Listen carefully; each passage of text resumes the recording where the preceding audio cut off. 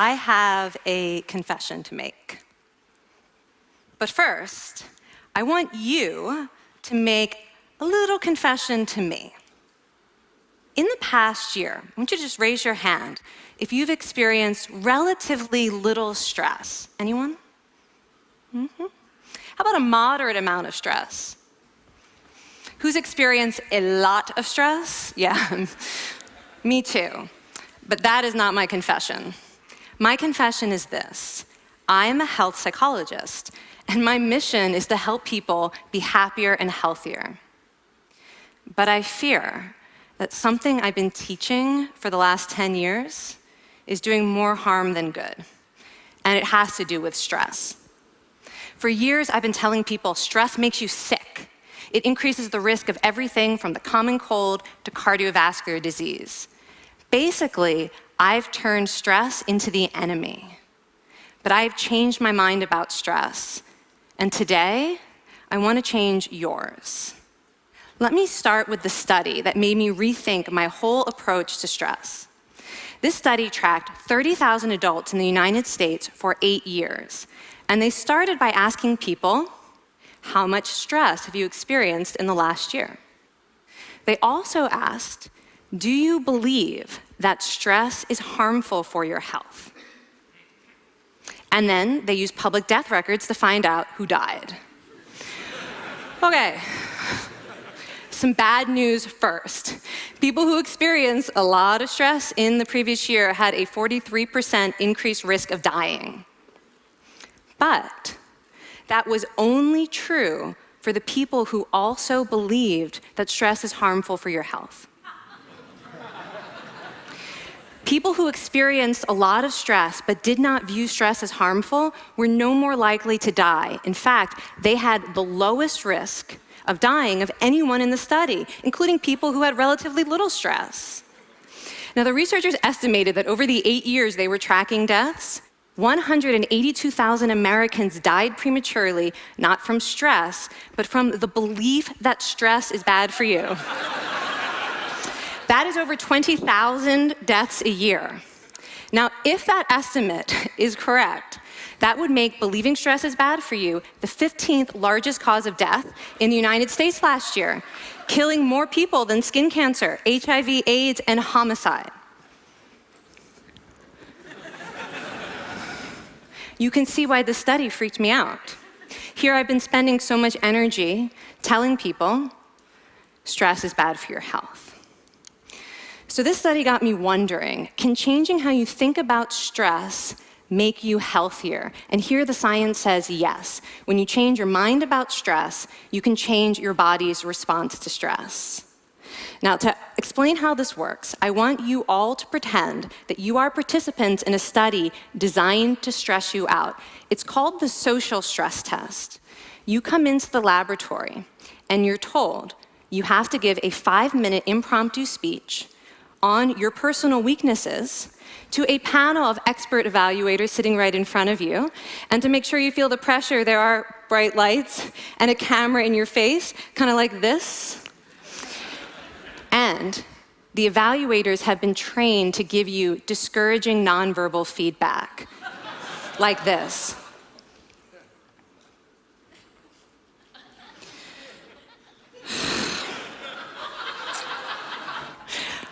Now that you're sufficiently demoralized, time for part 2, a math test. And unbeknownst to you, the experimenter has been trained to harass you during it. Now, we're gonna all do this together. It's gonna be fun, for me. Okay. I want you all to count backwards from 996 in increments of 7. You're gonna do this out loud as fast as you can, starting with 996. Go. Go faster. Faster, please. You're going too slow.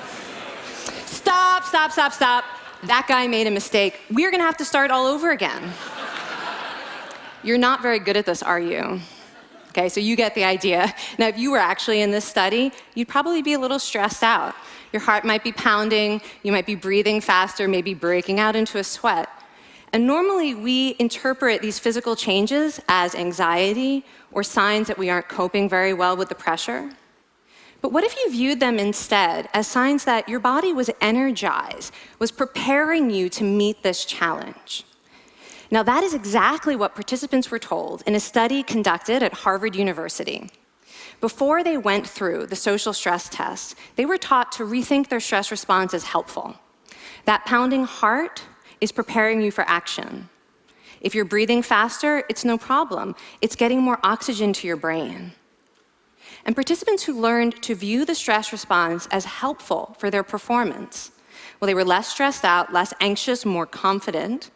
But the most fascinating finding to me was how their physical stress response changed.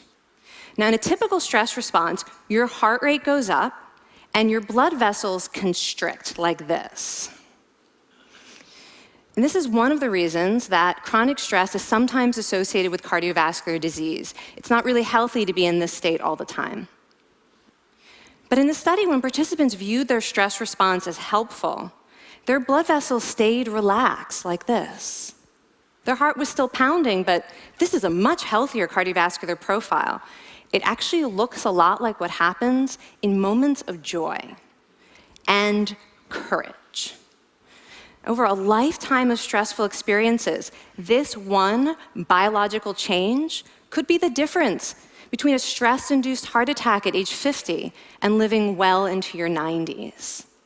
And this is really what the new science of stress reveals, that how you think about stress matters. So my goal as a health psychologist has changed. I no longer want to get rid of your stress. I want to make you better at stress. And we just did a little intervention. If you raised your hand and said you'd had a lot of stress in the last year, we could have saved your life. Because hopefully the next time your heart is pounding from stress, you're going to remember this talk, and you're going to think to yourself, this is my body helping me rise to this challenge. And when you view stress in that way, your body believes you, and your stress response becomes healthier. Now, I said I have over a decade of demonizing stress to redeem myself from. So we are going to do one more intervention. I want to tell you about one of the most underappreciated aspects of the stress response. And the idea is this: stress makes you social.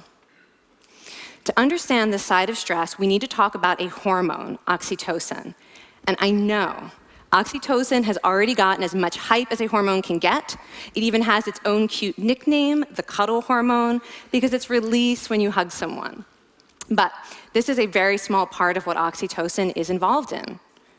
Oxytocin is a neurohormone. It fine-tunes your brain's social instincts.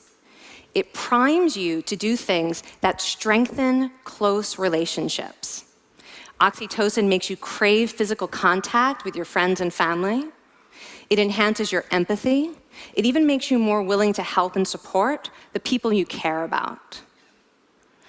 Some people have even suggested we should snort oxytocin to become more compassionate and caring. But here's what most people don't understand about oxytocin. It's a stress hormone. Your pituitary gland pumps this stuff out as part of the stress response. It's as much a part of your stress response as the adrenaline that makes your heart pound.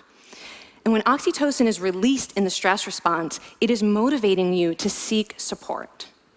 Your biological stress response is nudging you to tell someone how you feel instead of bottling it up.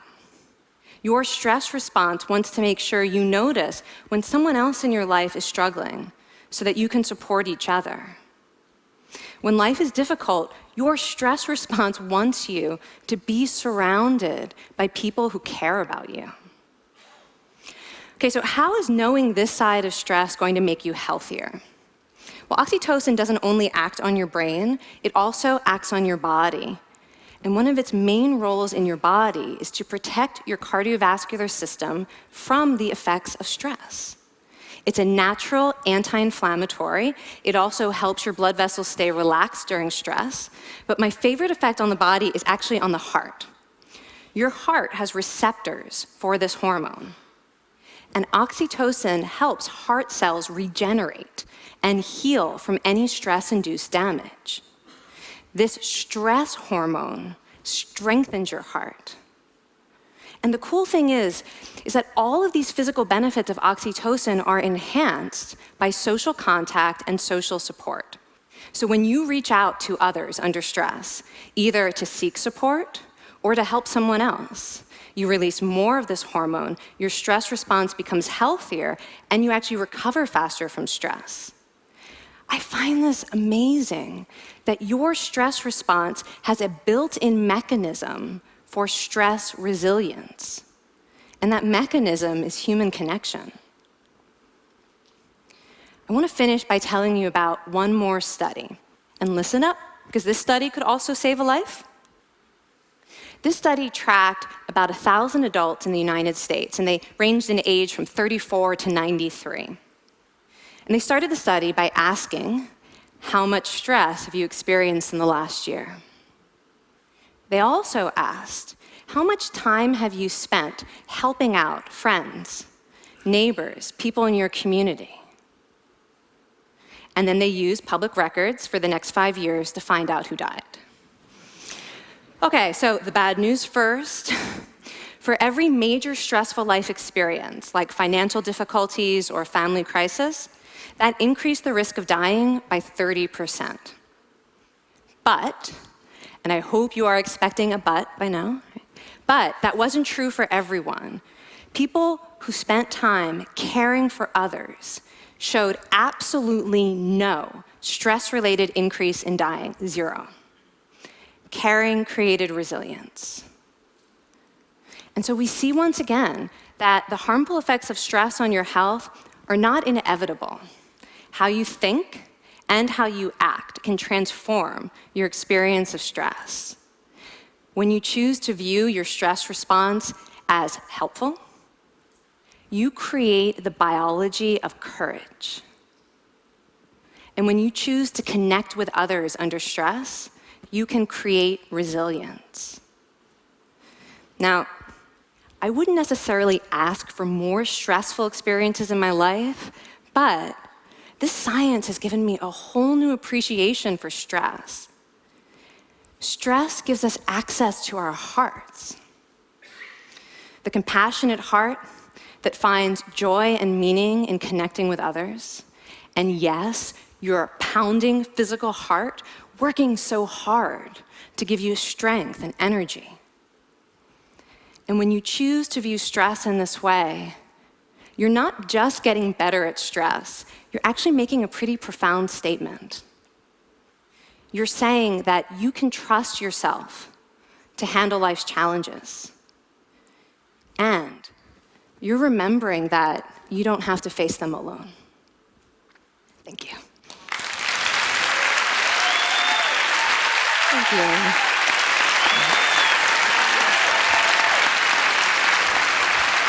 I mean, this is kind of amazing what you're telling us. It seems amazing to me that a belief about stress can make so much difference to someone's life expectancy. How would that extend to advice? Like if someone's making a lifestyle choice between, say, a stressful job and a non-stressful job, does it matter that which way they go, that it's equally wise to go for the stressful job so long as you believe that you can handle it in some sense? Yeah, and one thing we know for certain is that chasing meaning is better for your health than trying to avoid discomfort. And so I would say that's really the best way to make decisions, is go after what it is that creates meaning in your life and then trust yourself to handle the stress that follows. Thank you so much, Kelly. Thank you. It's really cool.